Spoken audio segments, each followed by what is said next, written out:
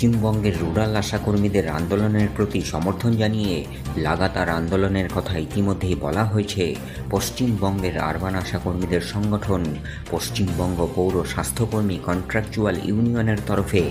এবার পশ্চিমবঙ্গের অঙ্গনওয়াড়ি কর্মী এবং সহায়িকাদের সংগঠন West Bengal anganwadi workers and helpers ইউনিয়নের তরফেও লাগাতার আন্দোলনের কথা বলা হলো।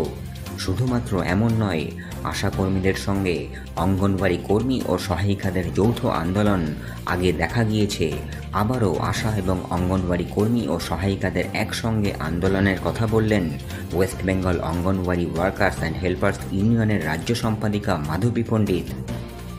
আপনারা নিশ্চয়ই জানেন, যেমনভাবে আশাকর্মীরা কর্ণাটকে লড়াই করে তারা তাদের দাবি আদায় করে নিয়েছে, তাদের ন্যূনতম মজুরি আদায় করে নিয়েছে, সাথে সাথে কেরলের আশারাও লড়াই করছে।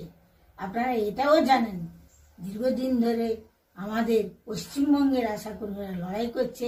আমরাও West Bengal anganwadi workers and helpers union আমরাও কিন্তু লাগাতার একটা আন্দোলনে করতে চাই। পাশাপাশি আপনারা জানেন 2024 সালে 12ই ফেব্রুয়ারি আশা আইসিডিএস লাগাতার আন্দোলন করে 750 এবং সহায়িকা দিদিদের 500 টাকা বাড়িয়েছিল। এবারেও আমরা একই সঙ্গে আশা আইসিডিএস আমরা কিন্তু লাগাতার আন্দোলন করতে চাই এবং সরকারকে বুঝিয়ে দিতে চাই আমরা এখনো অসংগঠিত শ্রমিক হয়ে আছি। আমাদের সরকারি স্বীকৃতি দিতে হবে, পিএফ দিতে হবে, পেনশন দিতে হবে।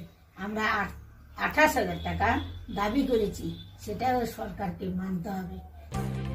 West Bengal anganwadi workers and helpers ইউনিয়নের রাজ্য সম্পাদিকা 28শে মার্চ আর কি বললেন? পাশাপাশি আমাদের কোনো পরিকাঠামো নেই। মা শিশুদের যে পুষ্টি দেওয়া হয় তার গুণগত মান খুবই কম। আমরা চাইছি মা শিশুদের পুষ্টির পরিমাণটা বাড়ানো হোক, আরও কিছু পুষ্টি দেওয়া হোক।